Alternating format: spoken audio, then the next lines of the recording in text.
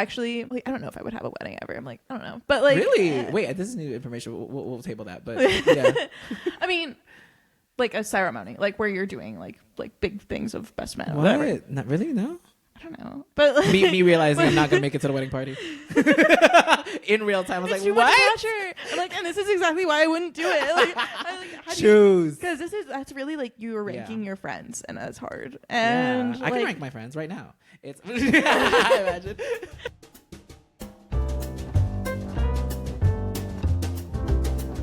You're like Freddie from iCarly. 5, 4, 3. I know you see somehow the world ain't meant for me. But no, Olivia, we are so back. We're so back.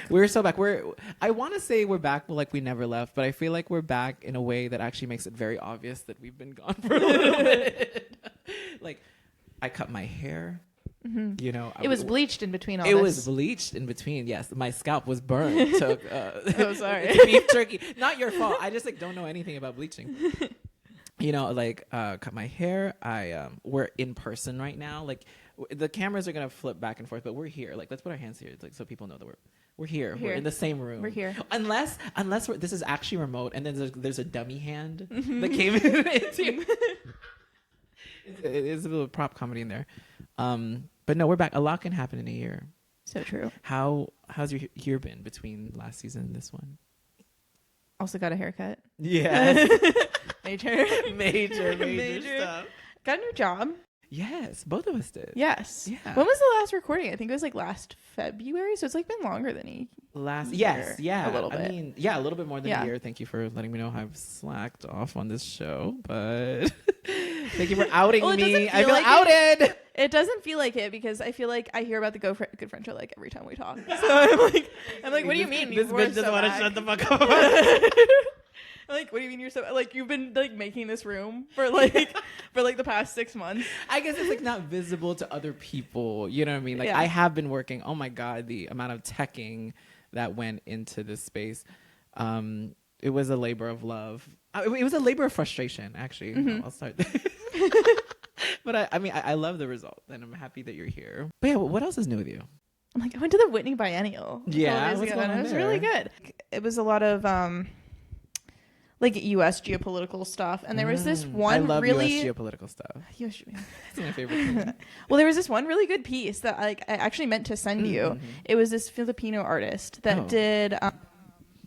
What the piece was basically like this private room of all these different little radios, and it was like an orchestral piece, and each radio was playing a different piece of the orchestra. And apparently this like went down in like the 70s. Like this guy like projected or played this orchestra piece across, like he would like broadcast it to different channels, and the only way to like hear the whole thing was to like connect with your neighbors and like basically like everybody has this bring little a radio piece, and everyone bring a radio, and you can listen to it in this big space. But 2 years before they performed or like this happened or whatever, the US had declared martial law. Yes. And so it was really hard to congregate in a big space, but the biggest gathering of it was 30,000 people got together to listen to this radios.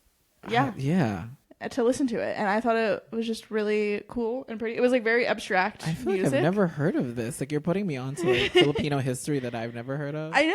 It was like really what if he cool. faked it? Cool he was read. just like, I was there. It was martial law. I have a bunch of radios. Like, well, he got like a lot of people like don't like him because he became like very involved with the government. Like they like started commissioning him to do art and like because I don't know, before it was more of like so he was like an pro martial law. Kind of.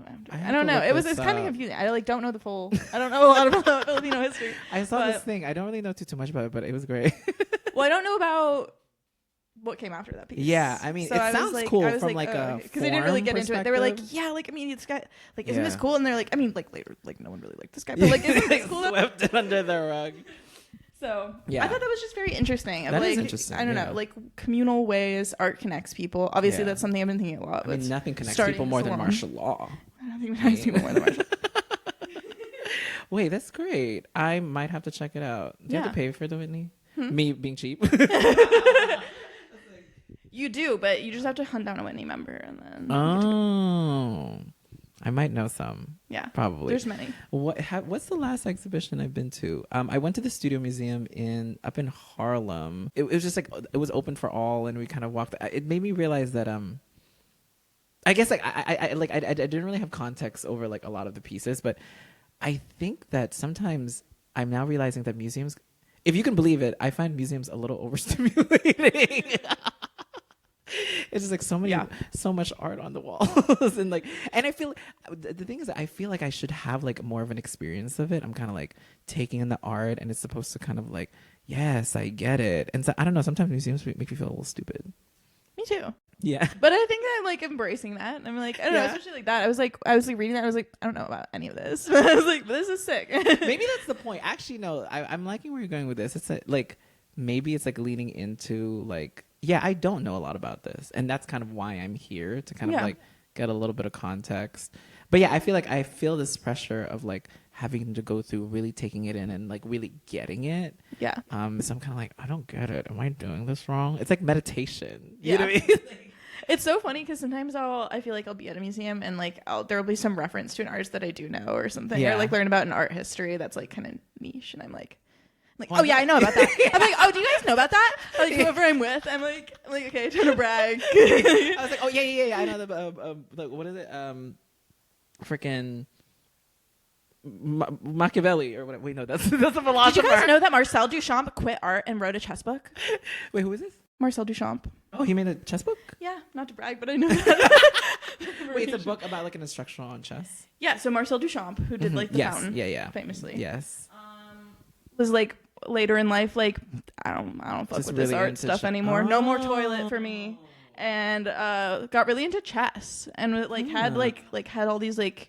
He was like, chess is like this spiritual thing, and like I love rules, and then he made a book about chess. When you're done with art, what do you think what's your next vibe? Yeah. When I retire, when you retire from checkers. Art, Connect for me is Connect 4. Have you ever played Connect 4 with me? I'm like a beast. Seriously, like I'm like that's like saying I kill at tic-tac-toe. I was just about to say that. I was like, no, but it's like a real thing.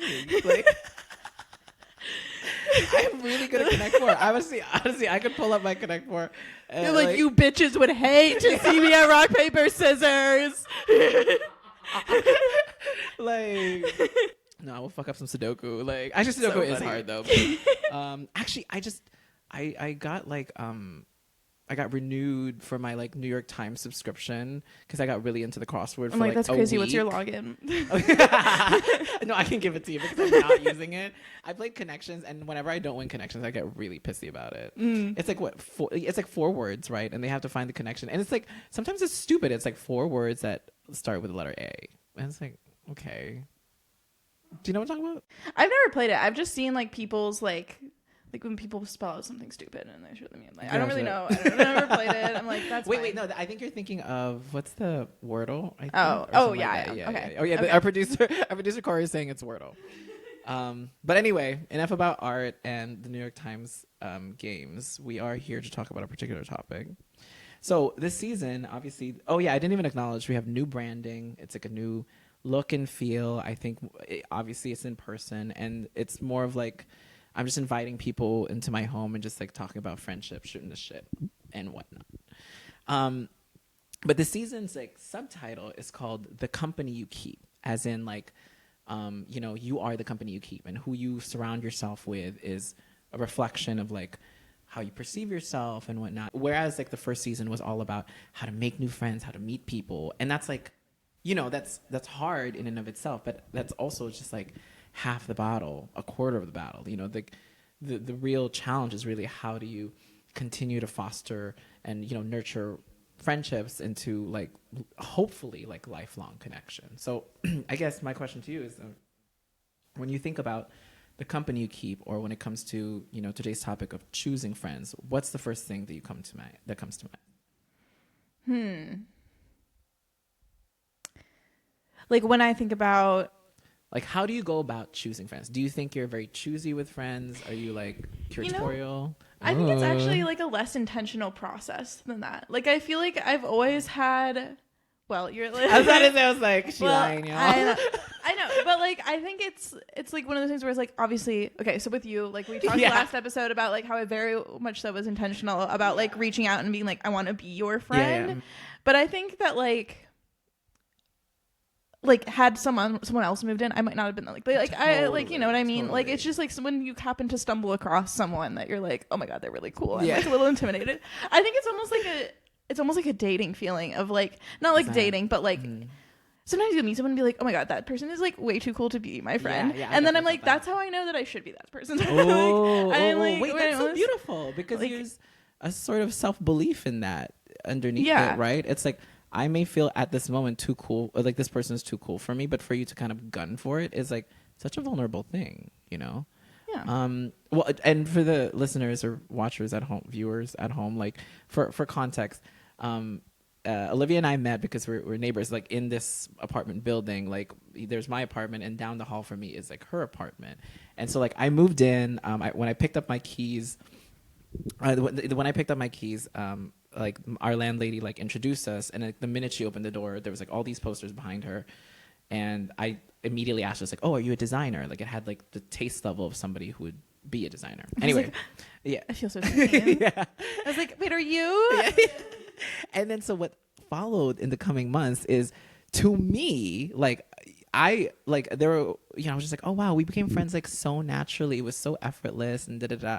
And then Olivia proceeds to tell me like, oh, like I actually made like very intentional moments of like asking you to hang out or leaving my door open so that when you pass by we can have a little conversation. So I was kind of like, you know, like tricked in a good way into like being friends.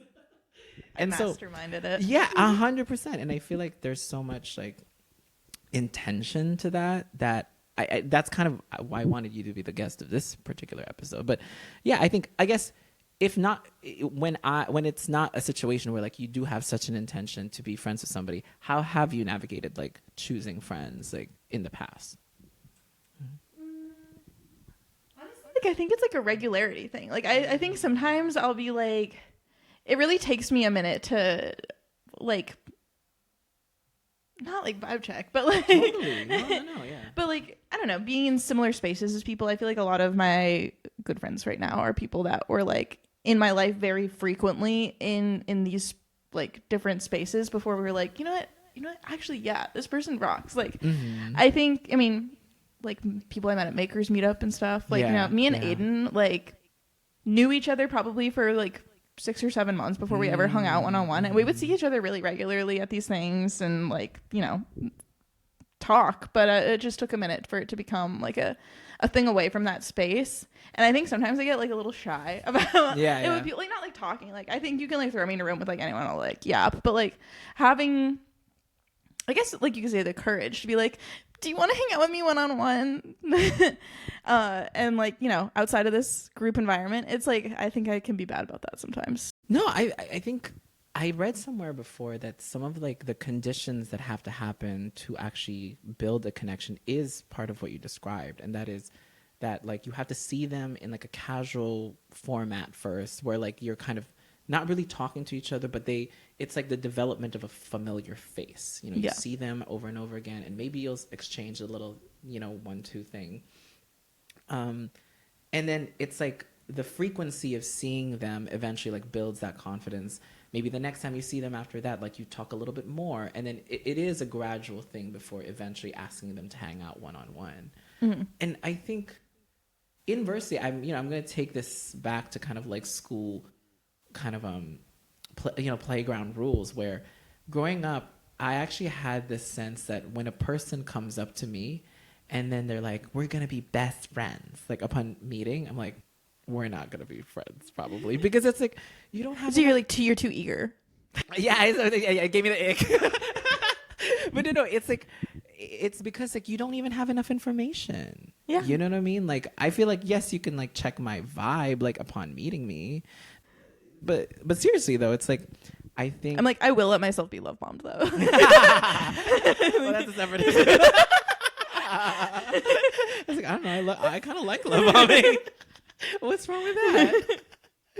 But no, I mean, I in general, I think for most people, it's like building that, you know, the security over by seeing somebody over and over again over like a long period of time. Talked about first season, and you know, I guess I'm emphasizing it now. It's like it really is important to like show up first, and to keep showing up. You know, like you know, I think there might be an intention to make new friends, and you're like, you know, if you're very like a sheltered person, you may feel like, oh, I'm going to work up the courage to go to this event where I meet people.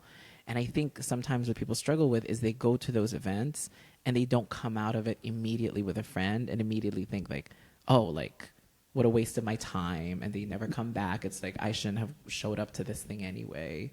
Yeah. And it's like, no, you have to keep showing up until people start recognizing that you're like a familiar face. I think it helps to have an opportunity, you know, I don't know if there's just like random game nights everywhere, but like things like that, like activity-based things are things that like you can, you know, I'm not a lover of like I'm bleep bleep, I will be bad.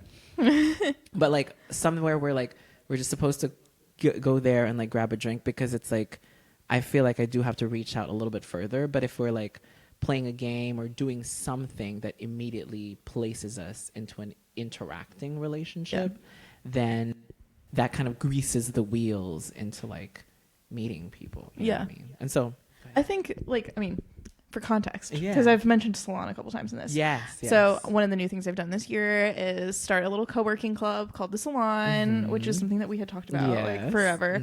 And basically it's like, you know, like sort of supposed to be like a coffee shop, third space sort of thing. Happens every Saturday afternoon where like people come together. There's coffee and snacks, sit at tables, and we kind of like talk about what we're working on, present like very casually. And then it's like a work session and we like heads down work and then kind of show progress at the end. And it's been a really cool thing, both in terms of like, well, I think it's really cool because a lot of the people that come are like my friends that are already my friends, and I get to see like stuff that they've been working on that I maybe probably wouldn't get to see just in a normal context. Nosy. Just being nosy. Well, yeah, because I know people like bring stuff and they're like, oh yeah, I've been working on this forever. Like I've had this idea, or I'm like applying for this grant, and I'm like, oh, I had no idea you were doing that. Like that's really cool. So I don't know, seeing different sides of the people in my life, but also like, I think it's been a really cool thing to watch how people interact with that, as kind of like the facilitator and like see how like people the warden, like, the salon warden, the teacher. I do feel like it's like a little bit like school vibe sometimes. For sure. But like I don't know, like people will be kind of like sitting next to each other for a while, like 30 minutes, and then kind of like look over like other people's stuff and be like, oh, that's really cool. Like, what are you working on? And I think it's almost like this. Because it does kind of feel like school, and that's how you would make friends in school. Like, you'd be sitting next to someone in class, and then, like, you would, like, pass them a note. Like, I don't know. It's kind of a cute thing. Like, I think it kind of warms people up to each other. Like, you're sharing this, like, physical space for a little bit, and you have this thing to talk about. Versus just, like, you know, being at, like, you know, one of those social meet people tonight sort of mixers which, like, also, obviously, part of, too, with whack and stuff. But, you know, like, I think it can be a little bit difficult because it's just person to person, and you have to be a certain type of person to just like approach somebody at one of those and be like, so what's your name, you know? Versus this is kind of like, I think a little bit more conducive for people who are shyer, totally and kind shy of core and kind of, I don't know, it's like a more gentle like interaction. Like you have something to talk about, like you don't have to just go into it and be like, I do this, I'm this kind of creative or whatever. So one thing I really appreciate about the space that you created with Salon is that it, you know, it's like an open space, and like some people are on headphones, some are not, but like it's a space open enough that and quiet enough so that if somebody starts talking out loud about something they're working on, then somebody, you know, obviously like their friends around them that they're talking to can chime in, but somebody else who we may not know can jump in on the conversation and have like an experience, you know what I mean? And so it's like, I'm just now remembering, I had that experience when I was like at jury duty. I made all these friends from like jury duty. We hadn't stayed in touch, and that's part of my issue. But there is something about just putting people in the same room for just an X amount of time and just seeing what happens. I think humans are so inherently I guess social as beings that they're just, you cannot put a bunch of people in a room at the same time and they're not going to talk for like 3 hours. That's true. And I think the additional thing about jury duty is like people love to complain. Oh, and yes, you're giving people the ultimate opportunity to like collectively complain about something. Maybe we should complain about salon more. I mean, I would love that. I would love that. Yeah, like that's great for me. No, I'm just kidding. How would you go about choosing friends, or how do you usually like approach? I think for me, it's like I like cast a wide net. I think I go through like is it reaping and sowing? Is that what? Does that make sense? Is that farming? Or is this farm? You're like, and then I aura farm, and then I aura farm, and no, it's just like I go through periods in life where I feel like, yeah, I do like open my life up, and it's not even like an intentional thing, but I think people just come from different places, and like I see these like friendships forming in the horizon, and then I kind of just like make a choice to hang out with them a little bit more and all this stuff. But the greatest determinant for me of like whether or not I'm going to stay friends with somebody is like time and consistency. You know what I mean? Did this person like show up, excuse me, in a way that feels consistent and is like aligned with my values and stuff like that. I will say that like somebody doesn't have to be like of that level of closeness to be a friend. I think I'm very generous of like who I consider as a friend, but then I also am very thoughtful around who can I turn to about like really difficult things in my life, and who's there to just like have a good time. Yeah, you know. Yeah, I mean, there's definitely different levels of friends. Like people you would do different things with, people that you trust, like implicitly, like who you can be vulnerable with.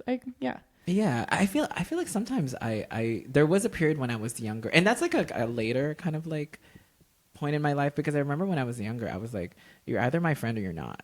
It was like so like black and white to me, and I think obviously that as you get older, you can't hold people to the same expectations at like, and especially at different periods in your life, you know, because your needs change. Like your needs of a friend in college is different as a young adult into your late 20s, into I guess now in my 30s, you know. Yeah. So like old and wise and yeah. This but just in. No longer stupid. No longer stupid. I mean, well, I feel like that's a lifelong disease. But no, I have a question for you. Have you been in periods in your life where, maybe I'm just like speaking for myself, there are times when I've like, when in an attempt or in a desire to just have company, where I kind of just surrounded myself with like people who were around, and then very quickly realized that like, oh, I'm not compatible with these people. Yeah, I think we even maybe talked about this last season, but like I went to a really small school. It was like 58 people, and like by my senior year in college, I was like, I fucking hate these guys. like my friend group, I was like, these people are mean to me. Like this sucks. But I was like, well, who else is there? You know, like there's like, you know, it was a small group to choose from. Everyone was kind of locked in. Yeah. Like, are you in touch with any of those people anymore? Yes, I am in touch with like actually matching tattoos with this one, but she's the only one from that friend group. And I think I'm in touch total with like 2 people from high school, and we're like, I'm like, those are friends for life. Like that's like a family member, you know what I mean? But like that friend group, like no. But like I don't know. I think that it's tough because there's like places in your life where it's just like really hard to be friends, and you're kind of like, all right, well, we'll take the discount, you know. yeah Like I don't know, like my freshman year in college, like it was also a really small school. I was going to like the Atlanta campus of Savannah College of Art and Design versus the Savannah campus, so there was not Savannah less people. She's lying. Yeah, it's like my camera. Okay. And I had some friends there that I think about now, and I'm like, we were so like not compatible.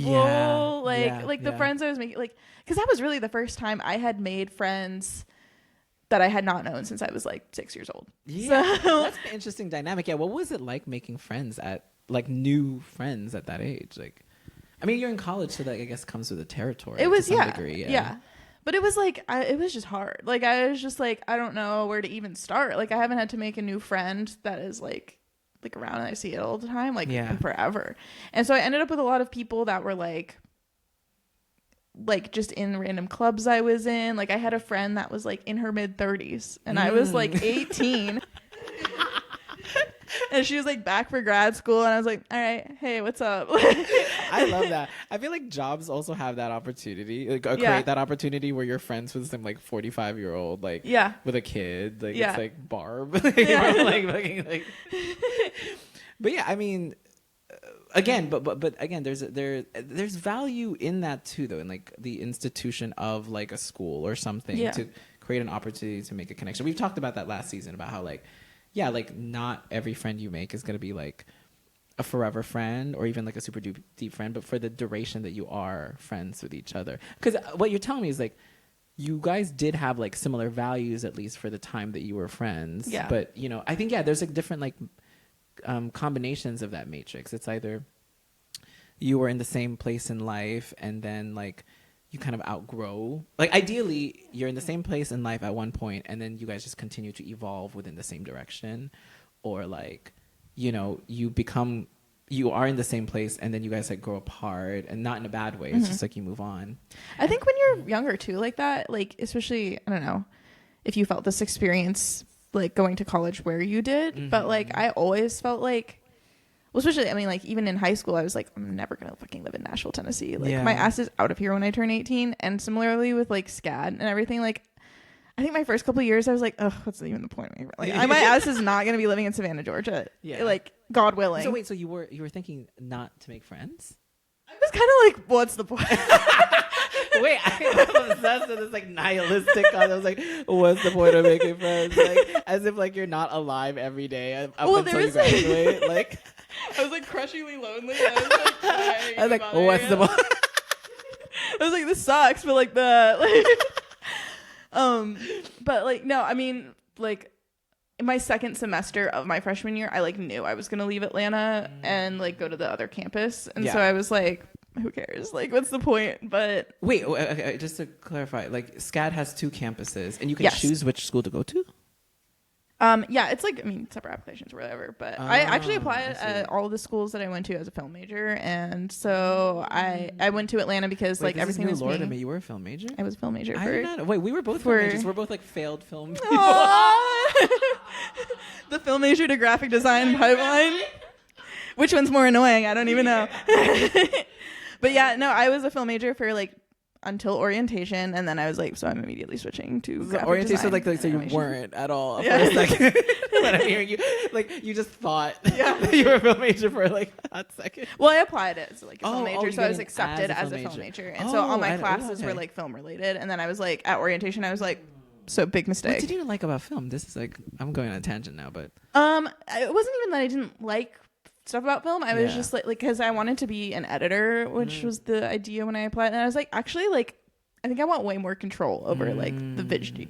Sure, like I want to be animating, like I want to be creating visuals. Like I don't want to just be like editing something around some directors. Like I was like, I want to be like I mean, I was 18, and I was like I can do all of that. I can do all that by myself. I love the ego of a young artist. I know. Oh my god, that was me. I was probably the most annoying person in the UMBC art program, but I mean, didn't do too bad. But no, but there is you have to be annoying. I gotta say, like, I think that mentality is like so valuable, because I feel like the same way. I studied photo production and film, but when you kind of, I mean, not to like co-opt this language, but when you seize the means of production, like literally, like for you is animating. So I feel like there's a lot of people who are like directors who are like, they have a vision, but they don't have any of the means to actually execute that vision. Mm-hmm. I think some of those people are really good at like finding the people and building a team. But there's also value in like, for me, like just, you know, I know how to do design. I know how to do photography. And so like, if it was just a one-man show, I could pull it off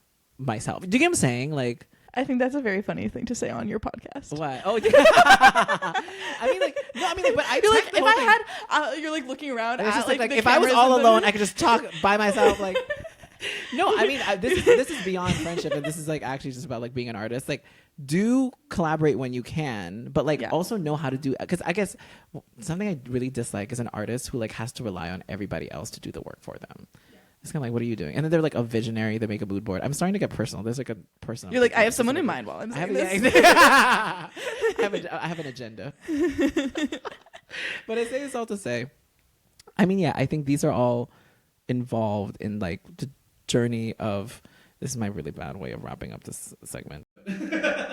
But like, yeah, these are all the elements of like, how do you go about choosing friends and like, you know, creating like a life around connection.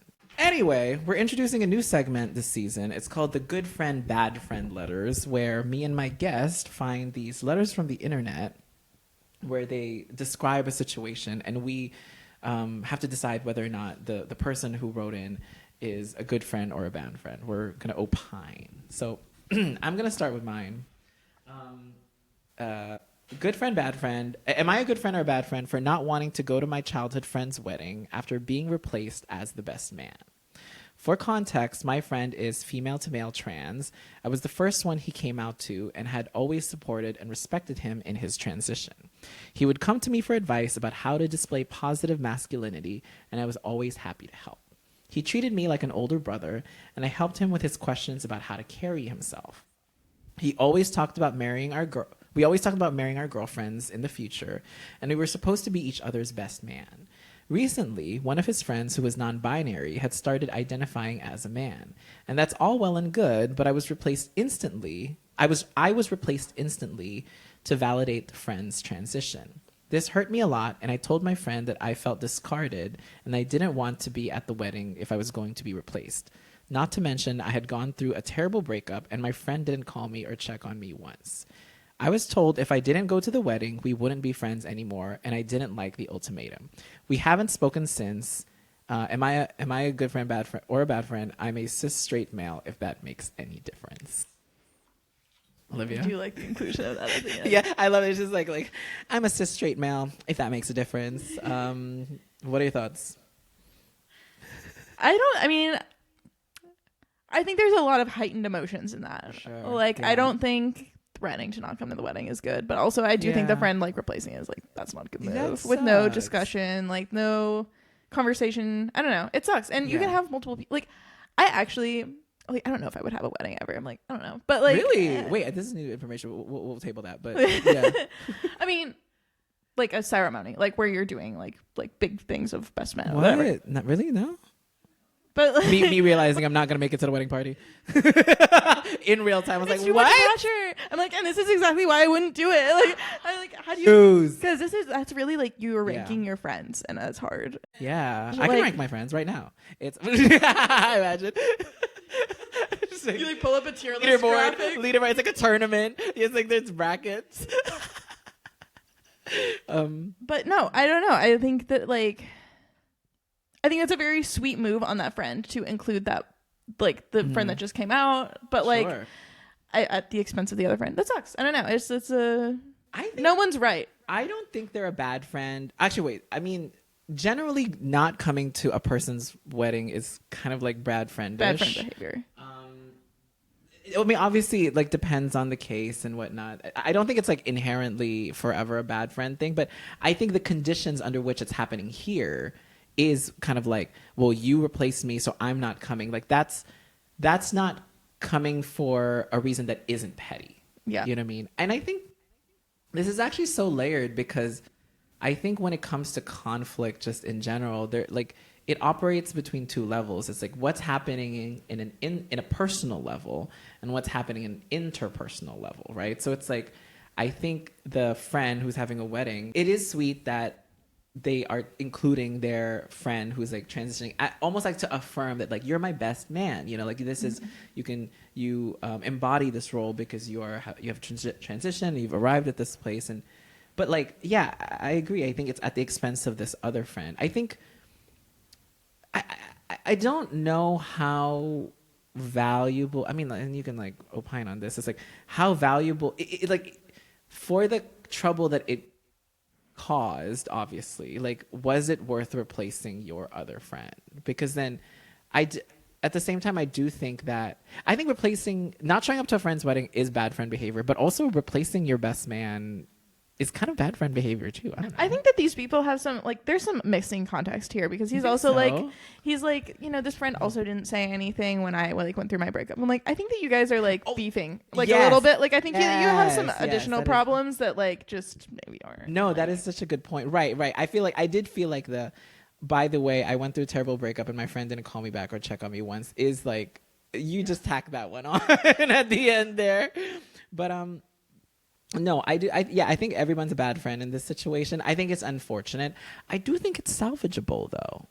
Yeah, I don't think this is like a friendship ending moment. I do think there is validity in being like, hey, I'm sorry that I didn't come to your wedding. I was just really hurt that you replaced me because I felt like, you know, it just made me feel like I wasn't your friend anymore. And I think, you know, to not attend is a form of retaliation. And I don't think retaliation is ever a good thing in any relationship. Well, maybe not retaliation, but like one thing a therapist once told me was to change that language to a protest. You know what I mean? Like, so it's like when you do something to kind of like cause a little drama, it's you protesting the way you're being treated within a situation. And it's like, it's not always like the perfect expression, but underneath it is like a sense of vulnerability.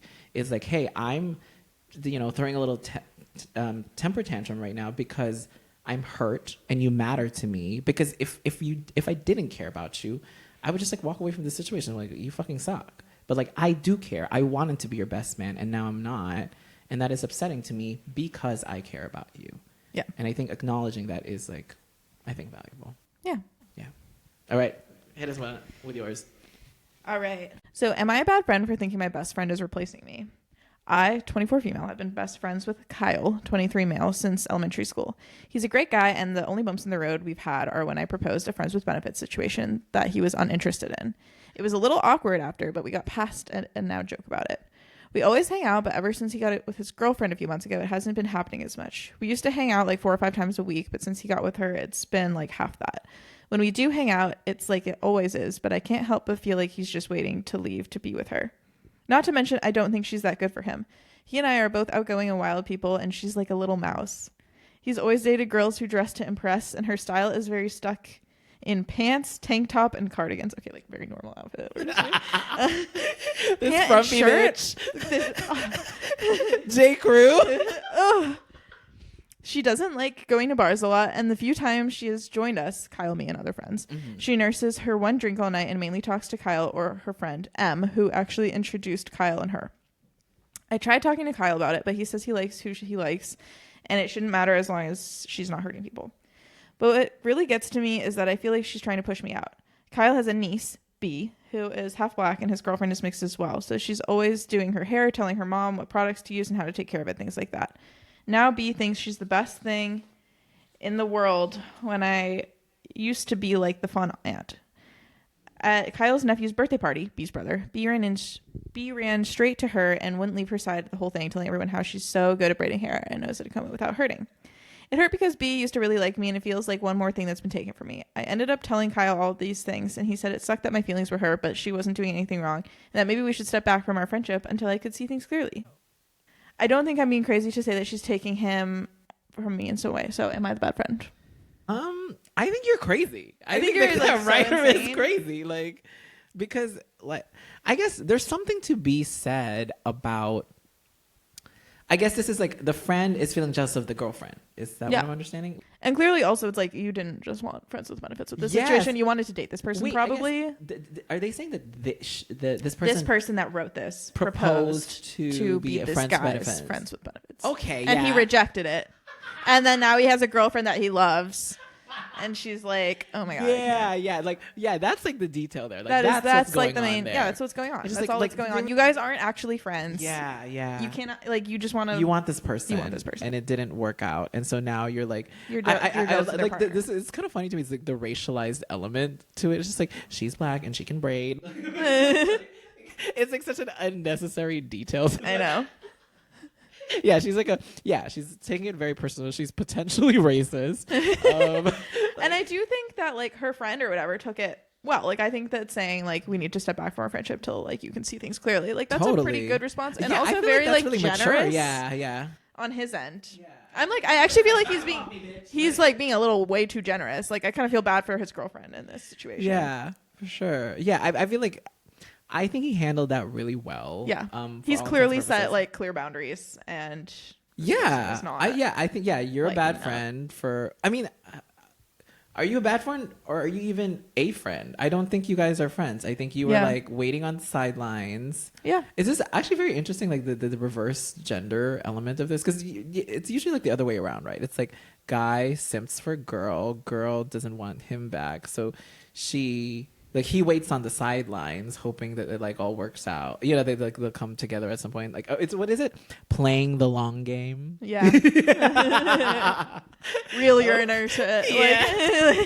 Like, and then he, whatever. They get involved with somebody else and then they're mad.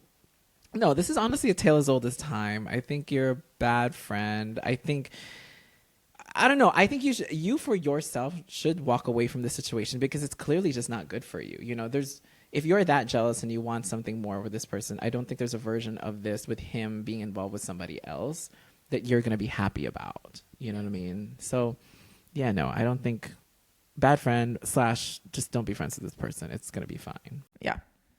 Don't play the long game. It doesn't work. It's like not a thing, actually, and just in general. All right.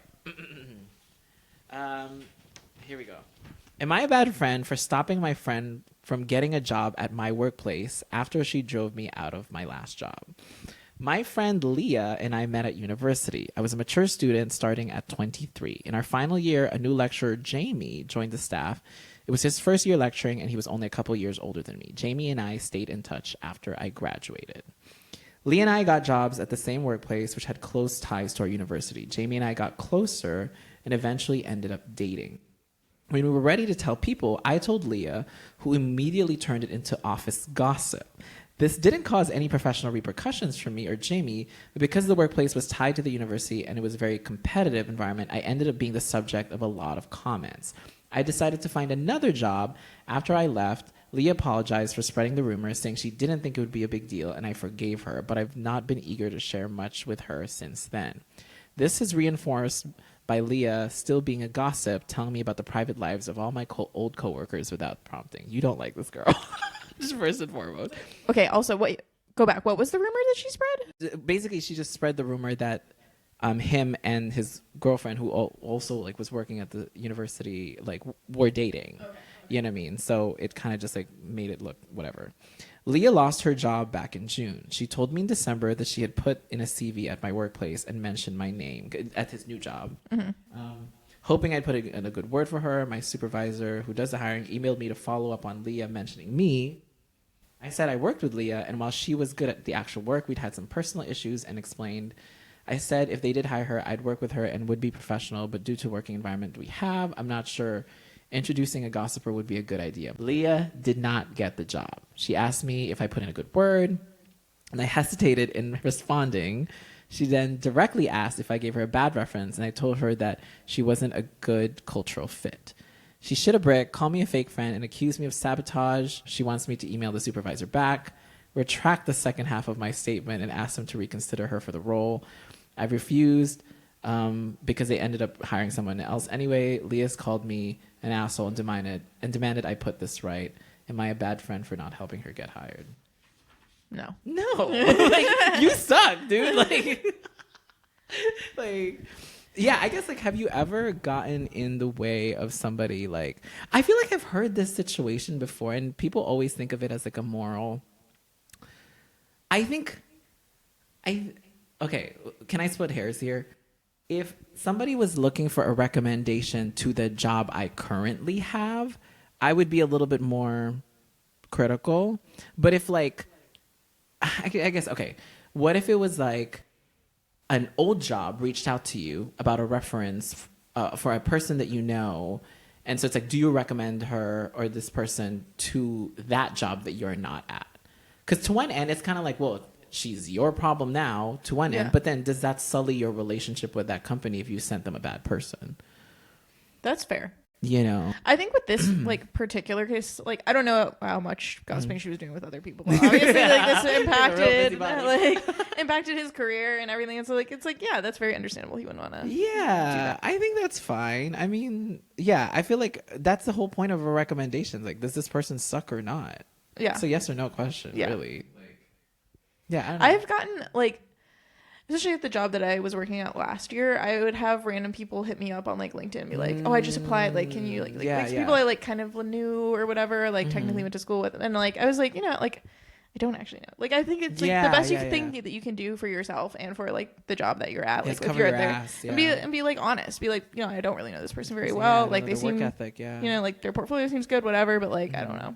I think that's a fair thing to say. It's like, I know this person and I like their personality, or either be honest and you don't like this bitch, whatever.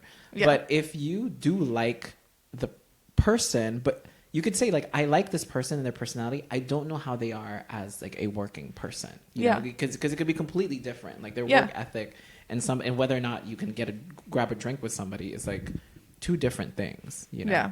I think that they could be a great cultural fit, but like, do they actually know how to do anything? I don't know. Yeah. Like, do you have another one for us?